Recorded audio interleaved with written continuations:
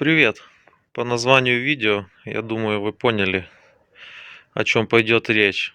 Значит, хочу продемонстрировать вам свои защитные очки и донести вам, что все-таки их одевать надо.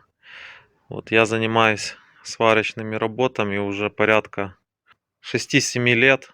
И вот несколько защитных очков, которые у меня остались, хочу вам показать. Вот. Смотрите на состояние очков. Это стекло, это не пластмасс. Смотрите, вот полностью налепленные кусками металла и абразива. Вот это одни очки. Вот эти вторые, можно сказать, новые. Вот о них буквально вот немножечко, да, видно. Вот если с торца посмотреть. Вот старые пластиковые очки. Вот тут видно прям повидались куски. Вот. Вот еще одни очки. Тоже все залепленные. И для вашего понимания, это небольшая часть тех очков, которые у меня были. Они постоянно бьются, эти стекла ломаются, вот как в данном случае. Я их уже выкинул, не знаю сколько десятков.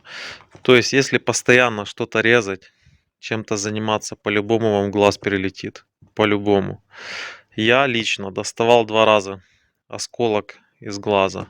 Причем второй раз я доставал после того, как ко мне залетел кусочек через вот эти вентиляционные отверстия. Можете себе представить? Вот через вот эту дырочку, когда режешь, залетел кусочек вот такого вот металла или абразива и залетел в глаз. Вот. А есть люди шмалят без очков, встали, типа прижмурились и все.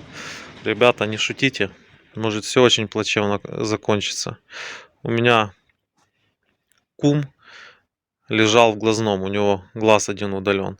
Так вот, он мне рассказывал, что каждый второй в глазном отделении лежит реально после болгарки. Та чистил, та спешил, та не было времени одеть. Так что не шутите с этими моментами, ребят.